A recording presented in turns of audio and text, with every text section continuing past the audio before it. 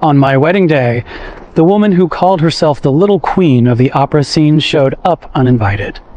Sally Perez took my hand and that of my fiancé, Owen Fleming, and dabbed at her eyes the whole time. "You'd better treat Arlene well. If it weren't for you, she'd have ended things long ago, back when the cook had his way with her. And Arlene, you have to keep yourself decent from now on.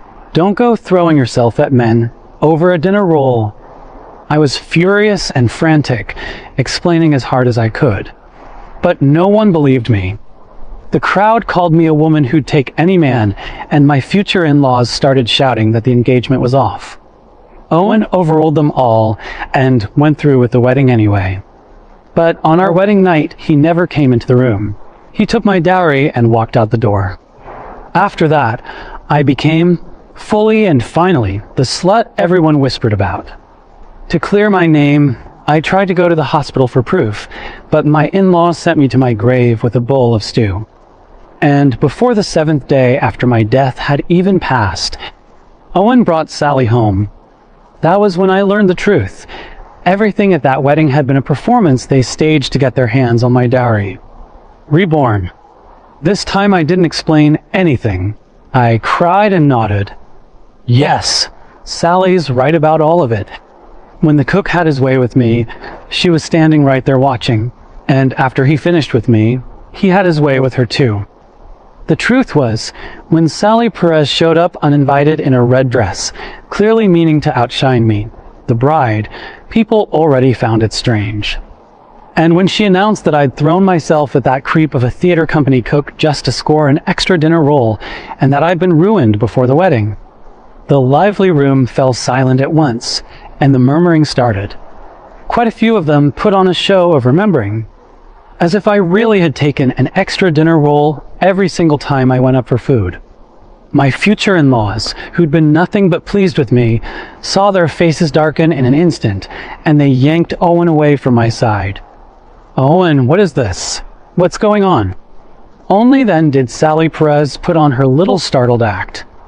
Why does everyone look so shocked? Don't tell me you all didn't know? No one answered that, of course. Sally frowned and looked at me like I was a hopeless case. "Arlene, didn't you say you'd be honest with Owen about your situation? Have you really been hiding it from his whole family?" "That won't do. This isn't something you can paper over. You can keep it quiet now, but you can't keep it quiet on the wedding night." As the crowd's words turned uglier and uglier, she did her best impression of someone suddenly realizing where she was, pretending to regret her slip, and started apologizing to me. "I really didn't mean to. I just saw that after everything you went through, you could still marry a good man like Owen, and I was so happy for you that I had a couple too many drinks and let the truth out by accident. Besides, I honestly thought you'd have told everyone about something this big. Tell you what, let's all pretend I'm not here, pretend I'm invisible, and forget everything I just said. Let's pretend Arlene Butler never once threw herself at the cook over a dinner roll." Sally finished, and went on looking at me with that apologetic face. And not just her. Every single person in the room was staring at me, eyes burning. But I didn't open my mouth to explain or deny anything. I just stood there cold because I had lived through this scene once already. In my last life, it went exactly the way Sally Perez had planned. I explained like a madwoman. I denied it. I poured every ounce of strength into tearing that filthy label off myself, shouting that I'd confront the cook face to face, demanding to go to the hospital and prove I was clean. But none of it worked because Owen stepped forward. He took my hand and faced the crowd, his voice leaving no room for argument. "It doesn't matter whether Sally is telling the truth or not. All that matters is that I choose her, that she becomes my wife. That's enough." And then he said more. "Arlene, you don't have to rush to prove yourself. If you ran to a doctor every time some stranger called you impure, you'd spend your whole life doing nothing but sitting in a clinic." I was so moved I could hardly speak. We were married without a single hitch. But it wasn't until our wedding night that I learned every bit of it had been Owen's performance. He never even crossed the threshold of the bridal room. He just stood in the doorway, looking at me with open disgust, as if I were a filthy rag someone had thrown in a gutter. At the time, I didn't understand why he'd turned on me so fast. I told myself the crowd had laughed at him and wounded his pride, so the next morning I set out for the clinic, determined to clear my name. Max and Marilyn didn't stop me. They didn't curse me either. They only told me to finish a bowl of stew first. I finished that bowl of stew, and I never walked out of the Fleming house again. It wasn't until after I was dead that I learned the truth was nothing as simple as I'd thought. The Flemings weren't just the lead actors in this play, they were its directors. And the whole reason they did it was the few $100s in dowry my parents had left me, and a clear seat at the State Theater Company for Sally to take in my place. I was still lost in it, still picturing the faces of everyone who'd later called my death a shamed suicide. But Owen couldn't hold back any longer. He just didn't know what his lines should be. So he only stared at Sally. "What kind of nonsense are you spouting here? Don't think I can't see it. You're jealous that Arlene's going to perform at the State Theater Company. You couldn't get the part yourself, so you want to destroy her with rumors. Let me tell you, Arlene and I have been close since we were children. I know her character better than anyone. Even if she really did eat one extra dinner roll, that's only because the cook admires her. Arlene would never do something like that over a dinner roll. I believe in her completely." The moment the words were out, Max and Marilyn beat their chests in fury, while the friends and relatives who'd come for the wedding began praising Owen for being a good man, a man who stood by his woman, saying a whore like me wasn't fit for him, egging him on to call off the engagement. Owen took my hand, exactly as he had in my last life. "Arlene, say something. Just tell me it isn't true, and I'll believe you." It was only then that I looked at Sally, like someone waking from a dream. "Sally, first you say the cook assaulted me, then you say I seduced him. Those aren't the same thing at all, are they?" "Right." The crowd caught on too. Assaulted meant forced. Seduced meant I'd thrown myself away by choice. Sally hadn't expected me to ask that. She also knew I'd always kept myself clean, so she changed her story at once. "It was assault. The cook tricked you with a dinner roll, lured you back to the dorm, and assaulted you there. It's true. I saw it with my own eyes." I still didn't argue. I only nodded, as if turning something over in my mind. "If you saw it with your own eyes, why didn't you save me?" Sally grew more flustered. I didn't give her the chance to speak. I kept on, my face puzzled. "I don't want to deny what you've described. After all, even if I did, no one would believe you'd make up a story about me being assaulted out of thin air. But I honestly knew nothing about any of this. So why don't you tell me what month, what day, what hour, what minute did it happen?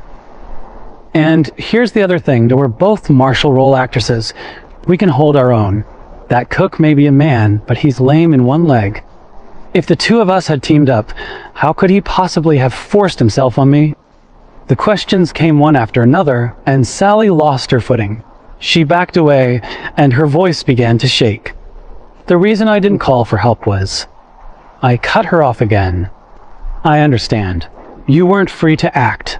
Is that it? Because a girl as kind as you would never have just stood there and let it happen, right?"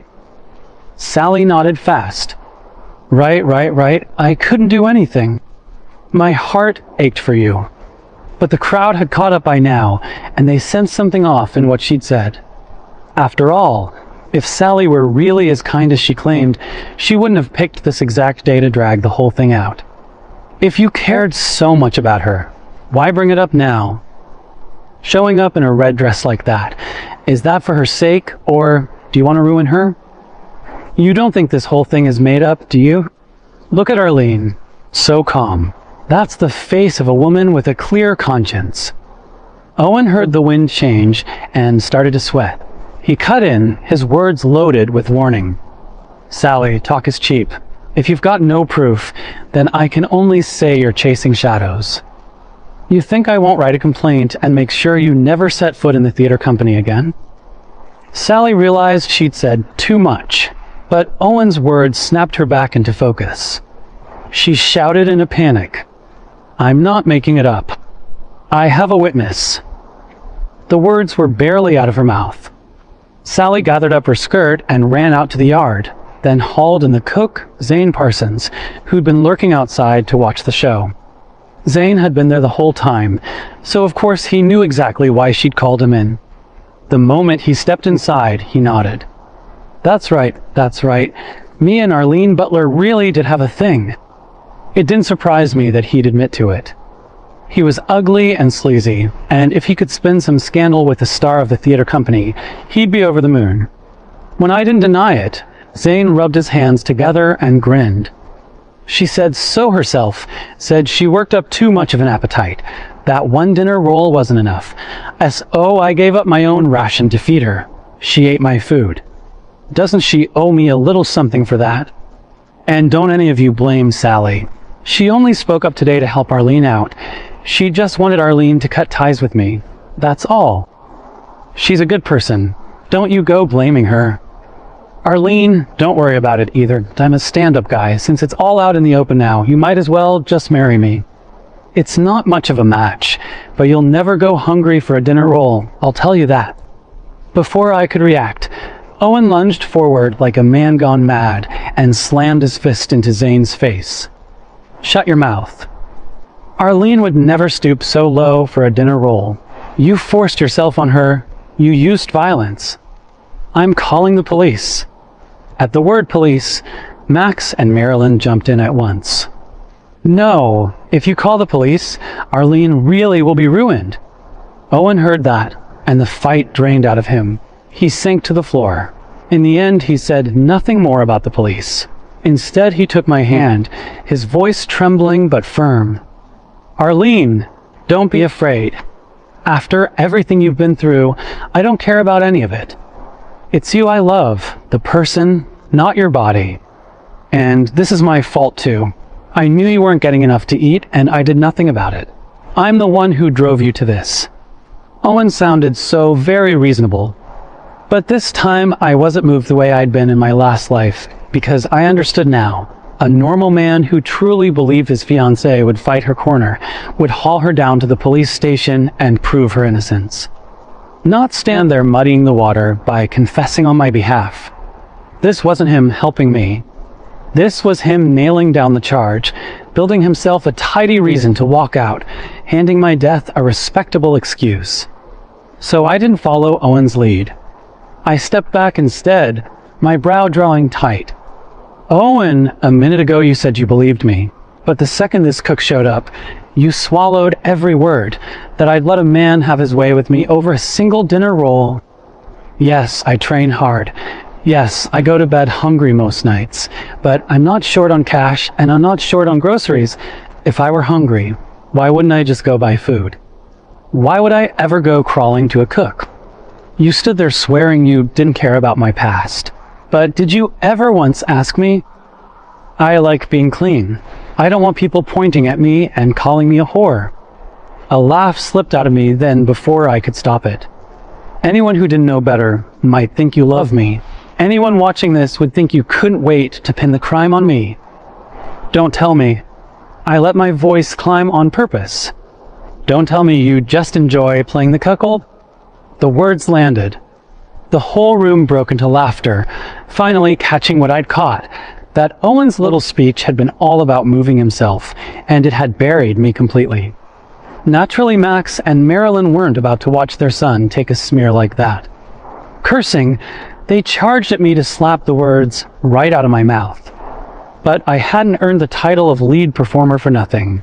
A few effortless flips, a couple of dodges, and I sent both of them sprawling. I yanked the flower from my hair and flicked it into Owen's face. Then I pointed at where Max and Marilyn lay. See that? That's what you do when you actually believe in someone. Owen, your kind of belief comes cheap. I'm not spending my married life getting smeared by you every single day, so this wedding, it's off.